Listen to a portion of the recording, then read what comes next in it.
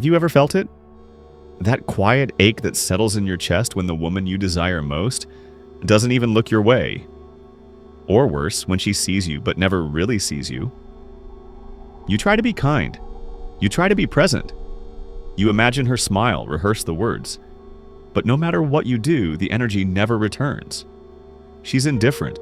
You're overwhelmed. And you start asking yourself the question that every man has asked in silence at least once. Why does the woman I want never want me back? There's a cruel paradox at the center of desire. The more you crave her, the more invisible you become. The more effort you make, the more effort she repels. You begin to believe it's a matter of appearance, timing, confidence. You analyze the details. You scroll through advice. You twist yourself into a version you think she'll finally want. But nothing works. And in the dark, a dangerous belief starts to grow. That maybe you're not enough. But what if I told you something that could change everything? What if the reason she doesn't want you has nothing to do with her? Carl Jung once said, "Until you make the unconscious conscious, it will direct your life, and you will call it fate." So I ask you, what if your attraction to her is not love, but a message from the unconscious? What if she's not the destination, but the mirror? This is not just a video about rejection.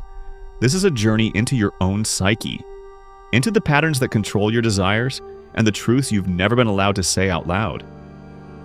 We're going to explore why the women you want always feel just out of reach, and why that feeling has nothing to do with luck, looks, or confidence. It has to do with projection, with the anima, with your shadow, and with your longing for completion. This isn't about how to get her. It's about how to finally get yourself. Let's start with a bitter truth, one that most men never dare to face. You're not in love with her. You're in love with the version of you that she seems to awaken. You're in love with the feeling you get when she's near. You're in love with the story you've written inside your head, a story in which she is not a woman, but a symbol. Carl Jung called this projection. The mind, unable to see the whole of itself, casts its missing parts onto others. And in love, this projection becomes powerful, seductive, and often destructive. She becomes more than a person. She becomes your fantasy of salvation, the missing piece you think will finally make you feel whole. You see her smile and imagine warmth. You hear her laugh and imagine connection. But the truth is, you don't know her. Not really. What you know is the emotion she awakens inside you.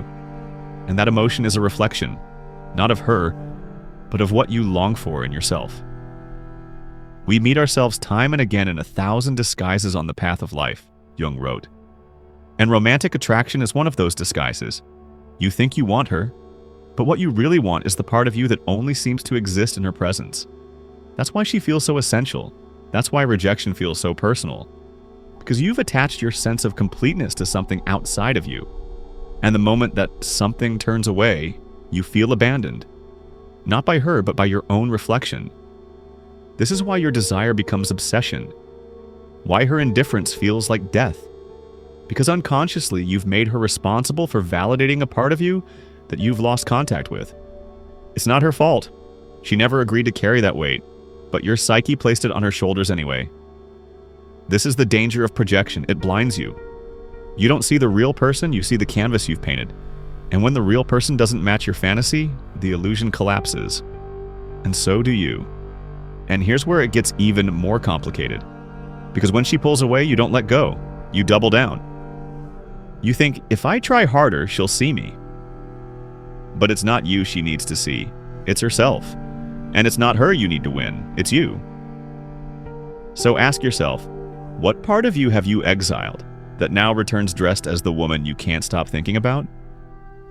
That's the doorway Jung leaves open for us, because once you realize that your love is projection, you can begin the deeper work, the work of reclaiming those lost fragments and integrating them. Not to stop loving others, but to stop loving from emptiness. And in that shift, everything changes. What if the woman you're chasing isn't just a person, but a symbol of something lost inside you? Carl Jung believed that within every man lives a powerful force, a feminine presence he called the anima. She is not your mother. She is not your lover. She is the inner woman. your emotional compass, your soul's voice, the forgotten part of your psyche that longs to be seen, heard, and felt. But here's the trap. If you haven't met her inside, you will go looking for her outside. You'll look for her in a glance, in the shape of someone's lips, in the way a woman speaks, walks, or simply feels. And when you find someone who mirrors your unconscious image of the anima, you won't just feel attraction, you'll feel fascination. It will be electric, consuming. You'll believe it's love, destiny, but it's not. It's a projection of your inner feminine, desperately seeking expression. Jung warned us, when the anima is not integrated, she takes control of our love life. She makes us chase illusions. She leads us into infatuation with people who are emotionally unavailable, chaotic, or simply not meant for us, because they activate the parts of us we've never dared to explore. And so you end up obsessed with women who confuse you, women who ignite your longing but leave you empty. Not because they are cruel, but because you never saw them. You only saw her, your anima, the sacred feminine you abandoned within. Every time you say, "I don't know why I want her so much, she's not even right for me," that's the anima speaking. She is trying to return home. She wants to be integrated, not worshipped in another. But you don't know this, so you chase, you beg, you ache. And each rejection cuts deeper, not because of her, but because it feels like you're losing a part of yourself. But what if you never lost it? What if the anima was never outside to begin with? When you reclaim her internally, everything changes. Your attraction becomes grounded. Your love becomes presence, not hunger. You stop needing a woman to fill that sacred space. Because now that space belongs to you, and here's the paradox. The moment you stop chasing her projection in others is the moment real connection becomes possible. You no longer seek completion, you bring it. So if every woman you desire pulls away, ask yourself, have you met your anima within? Or are you still mistaking projection for passion? Because the truth is, she was never the answer. She was the message. There's a kind of desire that doesn't attract, it repels. A craving that whispers louder than words, even when your mouth is silent. And women can feel it, instantly. It's not what you say, it's not even how you look. It's what you radiate. And when your presence is rooted in emotional hunger, in a desperate need to be seen, loved, or chosen, it doesn't matter how much you give. It won't be received the way you hope. Because hunger is not magnetism, it's absence. And absence, no matter how beautifully dressed, is still a void. She doesn't feel your love. She feels your lack. She senses that you're not grounded in yourself, but leaning toward her, seeking something you haven't yet given to yourself. And here's the deepest truth most men avoid. You don't really want her. You want to feel wanted by her. You want her to erase the doubt you feel inside. You want her to silence that old voice that says, "You're not enough." But no woman can do that for you. Not for long. Because the moment she feels your identity depends on her validation, the mystery dies. And without mystery, there is no attraction, only obligation. This is why the nice guy always gets overlooked. Not because kindness isn't valuable, but because his kindness is often a disguise. A strategy to be chosen instead of an extension of self-worth. The world has taught you that to win her, you must pursue. That presence means constant availability. That love means proving, performing, persuading. But the truth is far more subtle now and far more powerful. Real attraction begins where emotional need ends. When your presence is whole, not hungry. When your boundaries are clear. When you no longer reach for her from a place of emptiness, but from fullness. This is what Jung meant when he spoke of energy. Your psychic energy is either leaking through desperation, or it's being conserved through self-mastery. And when you conserve it, something remarkable happens. You become a mystery again. You stop chasing and start drawing things toward you. Not because you're manipulating, but because you've become sovereign, rooted, real. Women don't want perfection.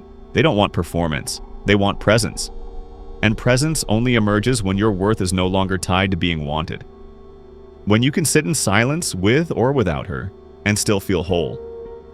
So ask yourself, am I chasing her or am I fleeing myself? Because if you lead with hunger, you'll always be fed crumbs. But if you walk with fullness, you'll never beg for love again. What if I told you the woman you're chasing is not who you think she is? That behind her smile, her distance, her allure, there's something far more personal, far more painful, unfolding. You're not chasing her. You're chasing a fragment of yourself you've abandoned. Carl Jung called it the shadow, the hidden, repressed side of the self. The parts we were told not to feel, the voices we silenced, the truths we buried just to be accepted. And here's the twist. When we repress these parts, we don't destroy them. They don't disappear. They project outward.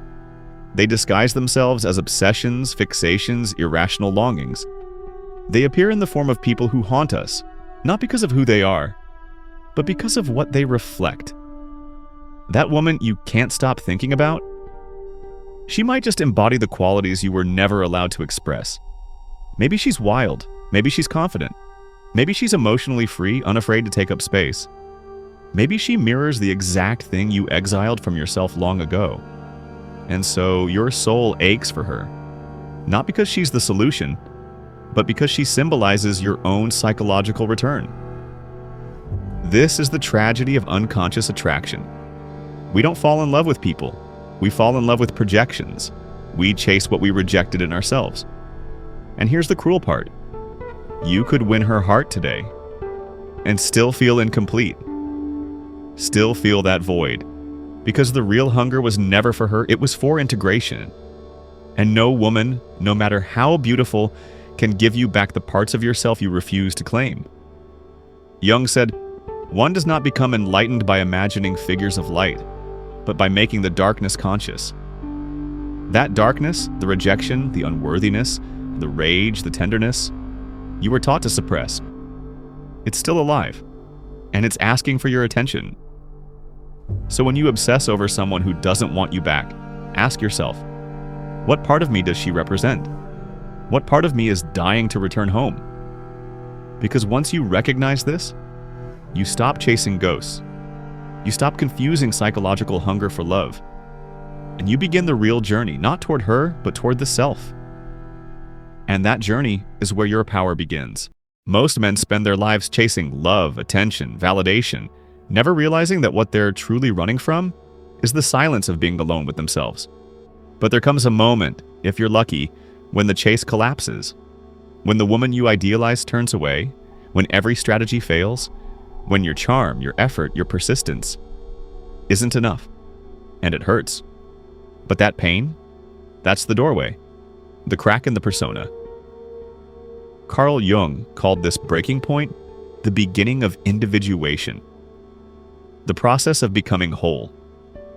Not by becoming better, not by impressing others, but by reclaiming what you abandoned in yourself. Individuation is what happens when you stop trying to get the woman and start becoming the man. The man who no longer chases because he doesn't need to.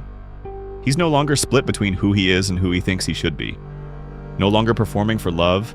No longer molding his worth to fit into someone else's fantasy. He's done seeking permission to be whole. And this man, this integrated man, carries a different energy. He doesn't chase because he chooses. He doesn't impress because he embodies. He doesn't beg because he knows. What is meant for him will resonate with his truth, not his effort. This is presence, not performance. It's the magnetism that comes from a man who has looked into his own darkness and said, "I'm still here." And here's the paradox Jung understood so well. The moment you stop seeking women to validate your worth is the moment you become most attractive. Why? Because now you're whole. You're rooted in your own energy. You no longer approach her as a savior, but as an equal. No hunger, no emptiness, just presence. This is the death of the boy who begged, and the birth of the man who knows. But individuation doesn't happen through tips, tricks, or techniques. It's not about confidence hacks or dating formulas. It happens in the quiet moments. In the evenings you spend alone, facing the part of you that still aches. In the boundaries you set. In the silence you no longer rush to fill. You stop chasing, not because you don't care, but because you've finally arrived. So ask yourself now, what part of you are you still outsourcing to others? Because until you reclaim it, you will keep reaching for women, instead of reaching into yourself. And the truth is, no woman can complete the man who hasn't yet met himself. You thought it was about her. The way she laughed, the way she walked into a room, the way she didn't need you but still haunted you. You thought if you could just get her attention, get her to see you, everything would finally make sense. But now you know. She was never the destination. She was the mirror, a projection of everything you thought you were missing. She was never meant to complete you. She was meant to reveal you. Every unanswered message, every cold glance, every painful silence was the universe asking, will you keep chasing her, or will you finally come home to yourself? Carl Jung said, the privilege of a lifetime is to become who you truly are. Not who she wants, not who you perform as, but who you were before the wound, before the chase, before the need to be chosen. That's what this pain is trying to awaken in you. Not bitterness, not resentment, but clarity. Because when you understand that she was never rejecting you, she was rejecting the version of you that wasn't real, the man who was still seeking himself through her reflection. And now you have a choice. You can keep spiraling in the same loop, chasing women who represent the feminine you've denied within, or you can begin the real work, the deep, silent, uncomfortable, sacred journey back to yourself. The man who does that, he doesn't chase. He doesn't perform. He doesn't need to be wanted. He becomes. He becomes the kind of man whose presence is enough. The kind of man who attracts without effort, because he no longer gives his power away through need. And when a woman sees that man, not the mask, not the desperation, but the quiet, grounded, sovereign being, something ancient in her recognizes it, not as a performance, but as truth. So no, the women you wanted weren't rejecting you. They were rejecting the unconscious you, the fragmented you, the one still searching outside for what could only be found within. But now, you know better. You didn't need her. You needed the part of you that she awakened. She was the signal, but you were always the source. And that is where the real power lives. If this resonated with something deep inside you, leave a comment. Tell us what you've seen in your own journey.